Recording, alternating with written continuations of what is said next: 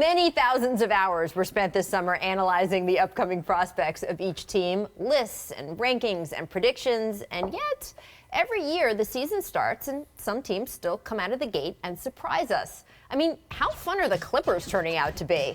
Last night's game between LA and Portland had that raucous feel of a block party all the way through, with Blake Griffin providing the finishing fireworks.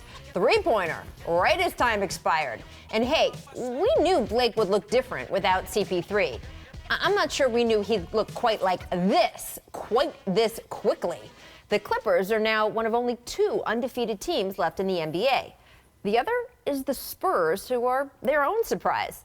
I would have loved to have gone to Vegas preseason and bet on well, look at that picture. I would have loved to have gone to Vegas anyway, but bet on San Antonio to win its first 4 games without Kawhi playing a single minute. I would have gotten fantastic odds on that. And tonight, the Spurs face the Magic, and please, you're going to want to sit down, prepare yourself for a sentence nobody has uttered in nearly a decade. The Orlando Magic are currently sitting atop the Eastern Conference standings.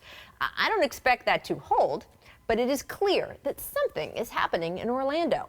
After Coach Frank Vogel said this offseason he'd revamp and modernize the team's playing style, he appears to have actually done it.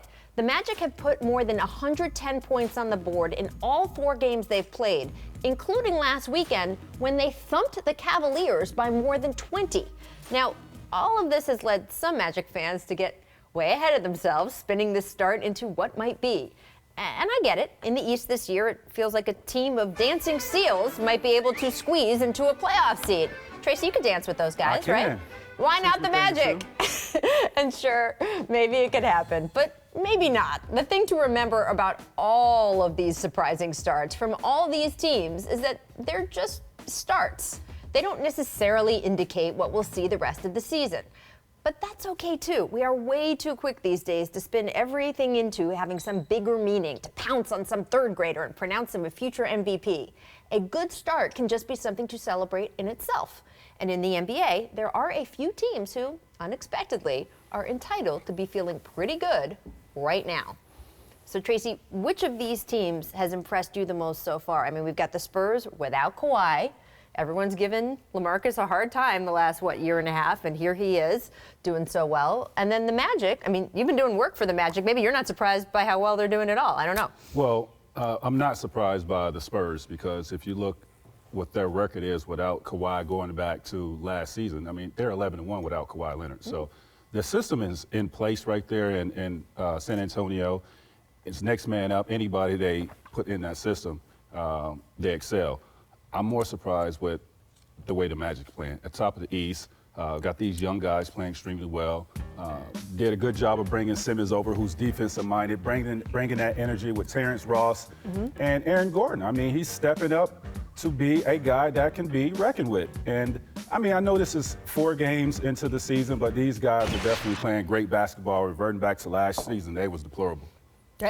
Yeah, I mean, like Max said, when you talk about the Spurs, first of all, this goes back to the thing I've been talking about. I'm not the biggest LaMarcus Aldridge fan, but let's stop pretending like this guy can't play. Right. This guy has been a centerpiece for He's been an all-star, but been taking teams to the playoffs as a centerpiece of a focal point of an offense. I think the complaints about him have always just been, we know how good he can be, so be like that. But over the last couple of months, like since the playoffs, there's been the slander has they mushroomed, went over the top. right? It went turned into, he's garbage, nobody wants him. Right. Calm down, pump the brakes there. Right. No, it's Orlando. I'll be honest, I can't name Orlando's starting lineup. America, I'm here to tell you, I cannot name the starting lineup. I don't mean that disrespectfully. I'm just saying it's a team that I don't think any of us expected to even be 1-0 at any point in the season. I think we have to give a lot of credit to Frank Vogel. I mean, we know the impressive job he did in Indiana, but to have these guys off to this start where you can't even name the starting 5, I mean, that says a lot about what he's brought to this table. The style has definitely shifted. You can see it on the court. Now, they don't have that guy right there. I mean, they're not doing it like that down there.